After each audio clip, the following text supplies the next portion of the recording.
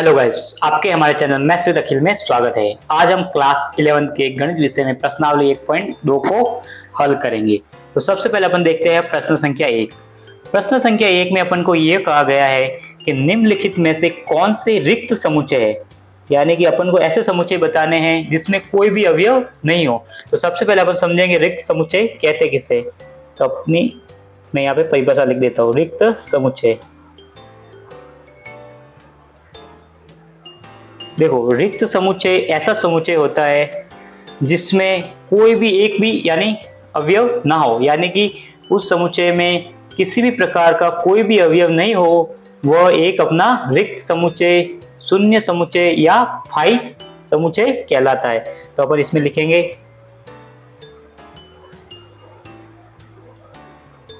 ऐसा समुच्चय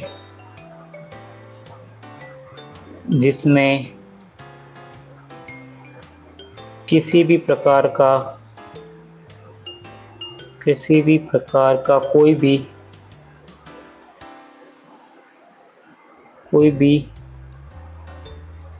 अवयव उपस्थित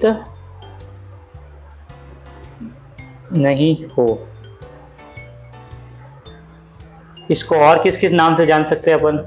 इसको एक अपन शून्य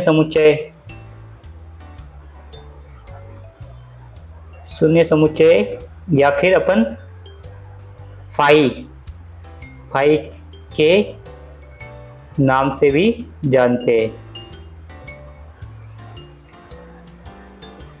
ये तो अपनी हो गई शून्य समुच्चय की परिभाषा। अब इससे रिलेटेड सवाल करते हैं। तो सबसे पहले अपना पहला प्रश्न, यानी कि अपन को कहा गया है दो से भाज्य विषम प्राकृत संख्याओं का समुच्चय, यानी कि अपन को ऐसी सारी प्राकृत संख्या लिखनी है जिसमें दो का पूरा भाग जाता है। तो जैसे प्राकृत संख्या वो भी विषम, देखो विषम किसी भी संख्या में दो का भाग पूरा नहीं जाएगा।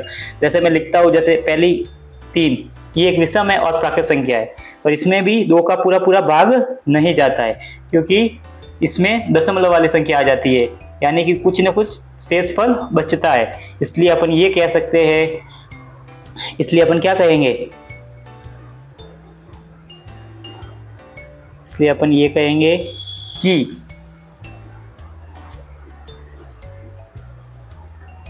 अतः यह रिक्त समुच्चय है। यह एक रिक्त समुच्चय है। रिक्त समुच्चय क्यों हुआ? क्योंकि दो से भाज्य विषम प्राकृत संख्या कोई भी विद्यमान नहीं है, क्योंकि दो से भाज्य कोई भी विषम संख्या नहीं है। ये अपना हो गया पहले का पहला सॉल्यूशन। फिर अभी इसका पहले के दूसरे में अपन को ये कहा गया है कि सम अभाज्य संख्याओं का समुच्चय, यानी कि अपन को ऐसी संख्या बतानी है जो सम भी हो और अभाज्य भी हो। तो देखो सम अभाज्य संख्या कौन सी होती है? जैसे मैं मानता हूँ बी एक समुच्चय है, तो सम अभाज्य संख्या कौन सी होगी? तो सम अभाज्य संख्या केवल और केवल क्या है? केवल और केवल दो ही है। क्योंकि देखो अभाज्य संख्या क्या होती है? 2, 3, 5 फिर 7, ये सब अभाज्य संख्या जो अनंत तक चलती रहती है। पर आप देख सकते हो केवल दो ही एक ऐसी संख्या है जो सम है, उसके अतिरिक्त सारी संख्याएं क्या है? विषम ही होगी। इसलिए आपको ये याद रखना है कि केवल दो ही क्या है? एक सम अभाज्य संख्या। तो अपन क्या लिखेंगे यहाँ पे? अतः यह एक रिक्त समुच्चय नहीं है। रिक्त समुच्चय नहीं है ना, क्योंकि इसमें कम से कम एक अवयव तो है, मतलब एकदम खाली तो नहीं है ना, कुछ न कुछ अवयव तो इसमें है। इसलिए अपन क्या कहेंगे कि बी एक रिक्त समुच्चय नहीं है। इसी तरह से पहले के तीसरे में अपन को ये कहा गया है कि x बिलोंग टू x एक प्राकृत संख्या है जो 5 से तो है छोटा और साथ ही साथ 7 से हो बड़ा। तो देखो 5 से छोटी होनी चाहिए और 7 से बड़ी होनी चाहिए, ऐसी तो कोई संख्या हो ही नहीं सकती। यानी कि ये भी क्या है अपने, ये भी एक प्रकार का रिक्त समुच्चय है। तो अपन क्या लिखेंगे,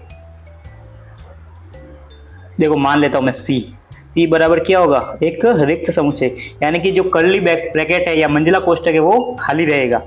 या इसे अपन ये भी कर सकते हैं, सी बराबर क्या है, फाई है। यानी अपन लिखेंगे क्योंकि 5 से छोटा व 7 से बड़ा कोई अवयव नहीं होता या नहीं है। तो 5 से छोटा होगा तो वो 7 से बड़ा नहीं हो सकता है, और 7 से बड़ा है तो वो 5 से छोटा नहीं हो सकता है। इसी तरह से अपन करते हैं पहले के चौथे को। देखो पहले के चौथे में अपन को ये कहा गया है x बिलोंग टू x किन्हीं दो समांतर रेखाओं का उभयनिष्ठ बिंदु हो। यानी कि अपन को है ना ये पता लगाना है कि समांतर रेखा किस बिंदु पे आपस में मिलती है। तो आपको पता है कि समांतर रेखाएं रेल की पटरियों की समान होती है, यानी कि वो कभी आपस में नहीं मिलती है, दोनों के मध्य की दूरी सदैव समान रहती है। तो अपन क्या कहेंगे यहाँ पे भी कि अपन मानते हैं डी, इसको एक डी समुच्चय मानते हैं। डी भी क्या होगा, रिक्त होगा, यानी डी बराबर भी क्या होगा अपना फाई होगा। अपन लिखेंगे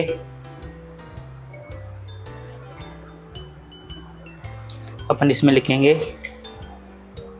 क्योंकि समांतर रेखा कभी प्रतिच्छेद नहीं करती है, अतः यह रिक्त समुच्चय है।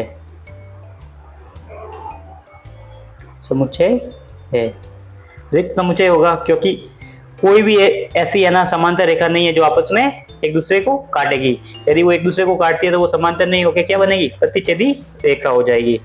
इसी के साथ अपने 1.2 का पहला प्रश्न हो गया पूरा। धन्यवाद।